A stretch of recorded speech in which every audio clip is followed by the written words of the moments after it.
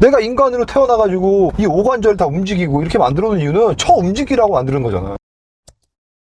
대표님, 응? 대표님도 부자이신 분이나 대표분들 만나시면서 그분들에 대한 마인드적 사고 방식이라든가 일반적인 사람과 달랐던 특징이 있었을 것 같은데 그런 부분이 있을까요, 혹시? 이건 이제 자수성가형에 좀 해당되는 얘기야. 물론 뭐 이제 대대로 부자인 분들도 갖고 있는 사상이기도 한데 잘 될 수 있다는 확신이 있어. 우리가 보통 흑수저, 금수저로 나누면서 흑수저들은 여기까지 올라오는데 한계가 있어. 뭐 금수저로 갈 수 없어. 왜? 우리는 흑수저니까. 뭐 이런 한계치를 우리가 좀 정할 때가 있잖아. 꼭 흑수저, 금수저가 아니더라도 집에 뭐 돈이 없는데 이 정도 할 수는 없어. 뭐 이런 것들이 있단 말이지. 네. 근데 실제로 우리 주변에도 그런 사람이 많잖아. 지금 최근에 대기업들 회사들도 보면 흑수저였던 사람들이 많고 실제로. 물론 금수저 출신이 훨씬 많지. 이건 팩트야. 왜냐면 일단 대대손손 쌓아놓은 그 기반에서 시작하는 거랑 일반인이 시작하는 거랑 조금 차이가 있지. 달리기 같은 것도 그렇잖아. 원래 잘 달리는 애들이 있어. 어렸을 때부터. 걔가 노력하는 거랑 둔한 놈이 노력하는 거랑 내가 더 노력을 해가지고 엎을 수는 있어. 얘가 술 먹고 놀 때 나는 더 열심히 뛰어서 엎을 수도 있는데 원래 잘 달리던 엄청 열심히 하는 애들이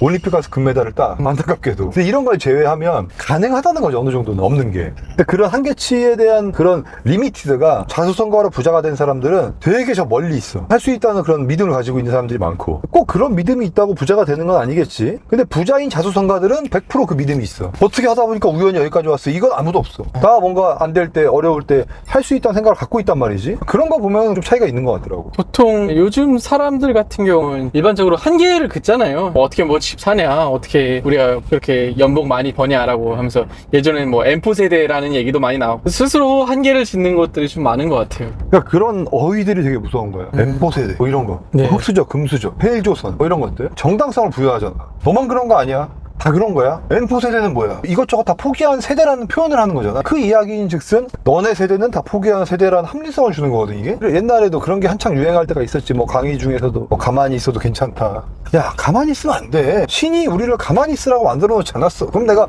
돌멩이로 태어났어야지. 내가 인간으로 태어나가지고 이 오관절 다 움직이고 이렇게 만들어 놓은 이유는 저 움직이라고 만드는 거잖아. 근데 여기서 가만히 있어도 괜찮아. 뭐 아무것도 하지 않으면 안 되나? 아무것도 하지 않으면 안 되지. 왜? 아무것도 안 하면 아무것도 안 되니까. 그런 어휘들이나 어떤 표현들이 되게 무섭다는 거지. 그래서 좀 그런 거에 속지 않는 사람들이 많거든. 그래도 거의 자수성가한 부자들을 만나보면 그런 거에 속지 않은 사람들이 100%야. 대표님, 그럼 그 다음은 뭐가 있을까요? 그리고는 이게 어쨌든 간에 우리가 되게 자본력이 많지 않으면 한 번에 이 계층 이동의 사다리가 확 오진 않아. 근데 성장을 해야 되잖아. 그러면 그 성장을 하기까지 기반을 다지는 시간이 있단 말이지. 예를 들어 격투기 같은 것도 뭐 원투를 연습하는데 원투를 뭐 1000번 연습했을 때는 내 생각에서 원투가 나가지만 1000번을 연습하면 자동으로 나간다 뭐 이런 얘기들이 있어. 그런 기본 베이스를 만드는 시간들이 결국은 결과값을 만드는데 절대적으로 필요하다는 거지. 뭐 예를 들어서 오늘 원투를 한번 연습하고 내일 원투를 한번 연습하면 갑자기 막 뭔가 바뀌나? 사실 그렇진 않단 말이야. 어느 정도 이게 보이지 않는 성장을 하다가 한 번에 눈에 딱 보이기 시작한다는 거지. 이게 그러니까 우리가 성장하는 것도 마찬가지고 모든 어떤 단계들이 우리가 열심히 하고 뭐 하고 있어도 티가 안 나요 사실. 근데 그게 쌓이다 보면 어느 순간 이게 시너지가 나면서 확 티가 나는 거고 사업이라는 것도 그렇잖아. 계속 뭐가 될 듯 말 듯 하면서 계속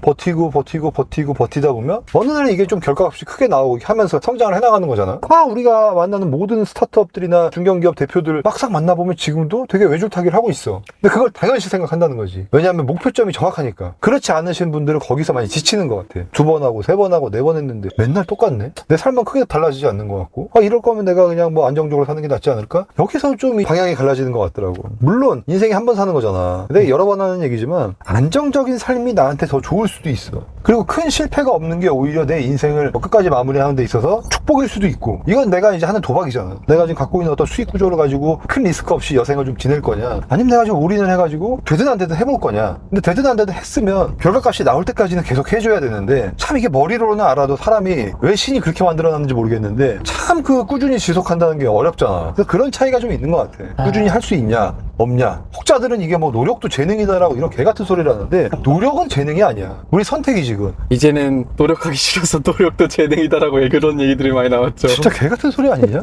노력도 재능이다? 원래 이 말이 유행하기 전에 이제 유전학적인 론이 많이 나왔었잖아요. 유전의 한계가 있기 때문에 어느 정도 위로 못 올라간다. 한계치가 있다. 난 그 얘기는 처음 듣는데 네. 말도 안 되는 얘기인 게 그러면 대대손손 어려운 집들은 계속 어려워야 되고 대대손손 잘 사는 애 계속 잘 살아야 돼. 근데 잘 사는 애들 중에서도 갑자기 자식 새끼가 이상한 놈이 나와가지고 망하는 집안이 많고 못 살았던 집에서도 갑자기 잘 사는 애들이 나올 때가 많아. 결국은 노력은 우리의 선택이라는 거지.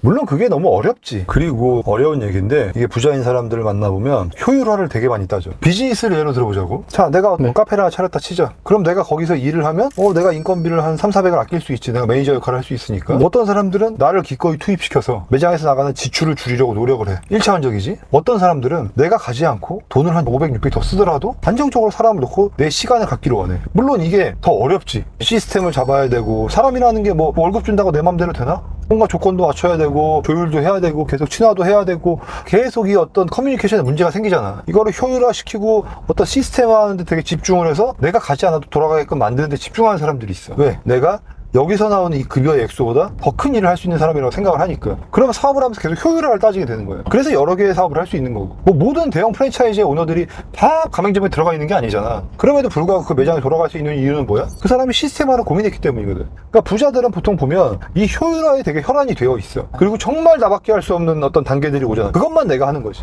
나머지는 비용이 나가더라도 더 큰 비용을 벌 수 있다는 계산이 있으면 과감하겠어. 그게 효율화의 가장 기본적인 챕터거든. 그런 차이가 좀 있는 것 같아. 거기에서 당장 뭘 아낄까를 보는 게 아니고 얼마를 더 써서 얼마를 좀 더 벌까. 그러면서 시간을 얼마나 더 가져올 수 있나. 이런 걸 좀 보는 거지. 꼭 노동에 한정되진 않아, 이 얘기는. 모든 면에 포함되어 있어. 기술적인 거든. 어쨌든 투자 대비 얼마나 가져올 수 있냐 아니야. 뭐 예를 들어 개발을 해도 개발업체 여기는 3,000이야. 여기는 5,000 달래. 그럼 무조건 3,000을 해야 되는데 따져보는 거잖아, 이제. 이 개발 회사가 과연 앞길을 맞출 수 있나? 내가 여기랑 일을 해봤나? 뭐 이런 저런 걸 따졌을 때 내 스트레스나 이런 게 2,000을 더 써도 5,000에 맡기는 게 맞아. 라고 판단하는 것도 효율성이거든. 물론 경험에서 오는 효율성이고 이런 것들이. 그러니까 얘를 내가 알기 쉽게 든 건데 꼭 이게 노동에 한정되어 있진 않다는 거지. 마지막으로 한 말씀 해주신다면. 제일 중요한 차이는 거기에 좀 있는 것 같아. 되게 자신의 가치를 높게 생각해. 그리고 어떤 대단한 사람이랑 나를 견주어 봐도 물론 객관적인 수치 차이가 날 수는 있겠지만 네. 다르지 않다고 생각하는 거지. 여기서 모든 게 시작되거든. 예를 들어 뭐 이건희 회장님과 우리가 객관적인 수치가 차이가 나지만 팔다리 다 같이 있고 눈, 코, 입 있고 노력하면 될 수 있는 여건은 동일하다고 생각을 하는 거야. 물론 거기까지 가는 건 굉장히 어렵지만 저 사람도 할 수 있는데 나도 당연히 할 수 있지 라는 전제가 내 속에 좀 있냐 없냐의 차이가 그 전반적인 차이를 좀 만드는 것 같더라고.